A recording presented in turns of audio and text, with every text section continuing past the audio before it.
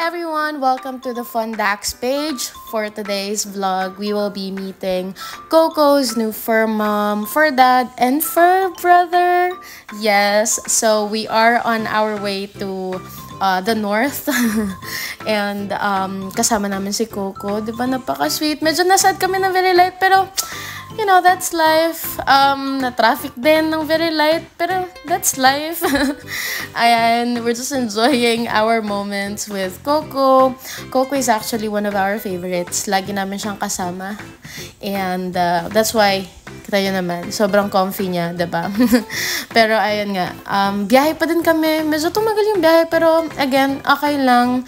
Dahil enjoy lang naman together with Coco. We're just very happy for her na makakasama niya na ang kanyang new fam.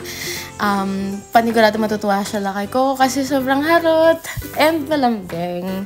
So, after niya mag-sleep, ayan, nakarating na din kami sa total, diba? Di din namin namalayan. So, we got here a couple of minutes early. So, as usual, we walked around and we looked for vlog-worthy na mga spots, you know, para mag-picture at mag-video. Kasi si Coco, napakasarap talaga niya picturean. Dahil lagi siya nakasmile. Tapos, behave lang siya. Ayan, di ba? Napaka-behave. Pero, nako, ang likot din yan. Sobra. So, ayan, diba? Enjoy na enjoy talaga kami. Kasi ang ganda din ng place, ang sarap sa mata.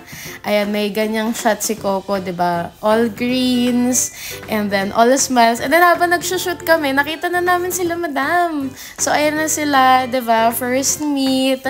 So, this is their gift for baby Zach. And we're just very happy na lalaki sila together, right? Si Baby Zach ay may bago ng baby sister. So, that's Coco. Sobrang comfy na niya agad kay Baby Zach, diba? Tingnan naman niya naman, napaka-cute. So, ayan, after namin ma-brief sila, madam, dahil first corgi nila, ayan na. We had to say goodbye. Thank you ulit, Sir Russell, Madam May, and Baby Zach. God bless po. A few moments later. Hindi talaga uuwi na walang pasabog. May pa-flowers talaga siya. At in fairness, consistent over the years, ha? Diba? So, kumain lang kami sa Cafe France. Very, very quick. Tignan nyo, kunyari hindi ko sinabing umanggulo. And after lunch, yon, syempre need namin umuwi para sa mga kids.